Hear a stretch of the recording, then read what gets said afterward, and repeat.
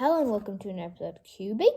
Today, I will be teaching you how to solve the one by one. Well, yeah, it's not that much to learn. And if you want to know, this is only has Lego. Yeah, so how to solve this is basically just do the color you want on top, put it up, and you solved it. But when did I actually ever scramble it? Sorry, again.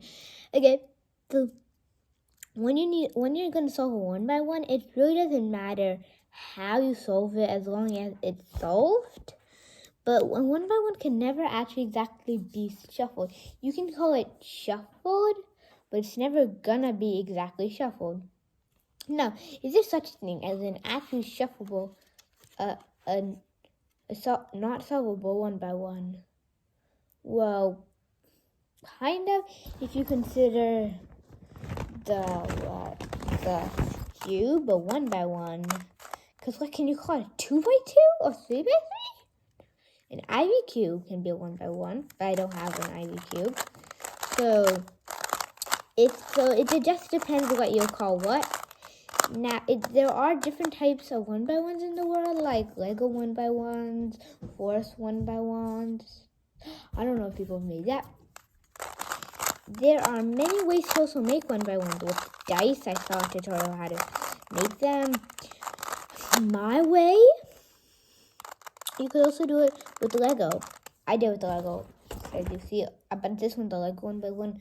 My other ones are made of paper. Yeah. And as you know, this is a 2 by 2. No, I'm pretty sure this is plastic.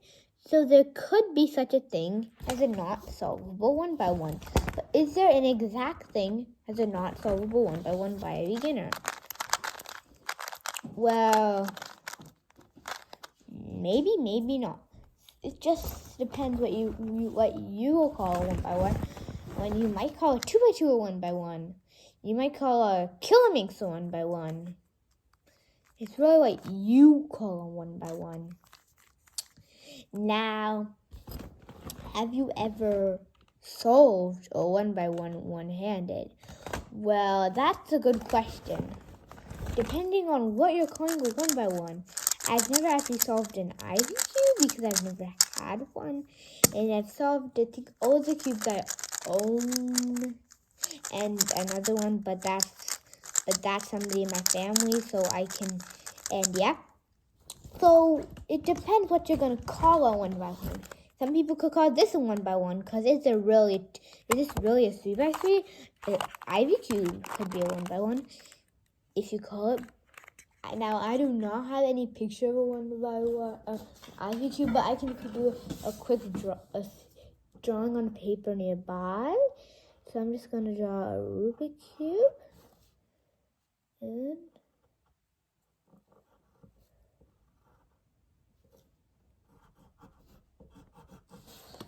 that's not good. So it's basically like, I don't know how you turn it because I've never actually turned one before, but it looks interesting. And when you turn a cube, you don't just turn half of the layer. When you're turning a cube, you kind of are turning half layer, but a cube is very easy, even though, yeah. So it really depends where you're going to call one by one. There are different levels of one by one. One by ones I can't turn. Level 1.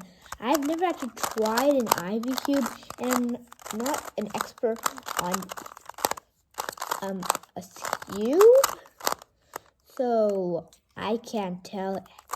But if you want to solve on me, you can time myself. I'm going to be counting. So whenever you're solving the Rubik's Cube, don't just think you can solve it. You should have the faith, but don't just be too confident and lazy by the time you start. So, yeah. Basically, go.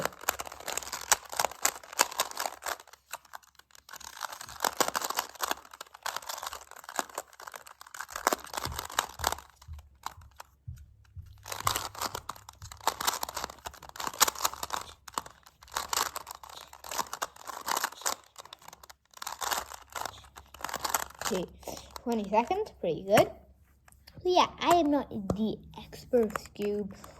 And I don't know if I know how to solve an Ivy cube. But if you actually had the power to figure this out yourself, you could. That it's still impressive because I couldn't. I needed instructions. But other than that, there is kind of such a thing as a solvable 1 by 1 and a shuffleable 1 by 1. So you could say a cube's 1 by 1. Now, there is no exact meaning what you can mean by 1 by 1. You can mean a pyramid 1 by 1, a 3x3 1 by 1, a Megaminx 1 by 1, somehow skew 1 by 1, which can be this, or a normal 1 by 1, like 3x3 1 by 1, and so on.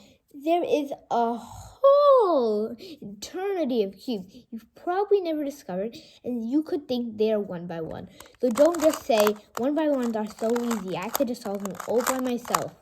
You should really see what you think is a 1 by 1. A cube could kind of be a 1 by 1.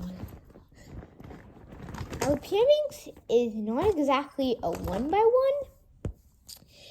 I'm not sure if there's a 2 by 2 version of it. I know there's a dual version of it, but this is a 3 by 3, so 1, 2, 3. These aren't this doesn't make it 5. Or it isn't 4 because you do count that.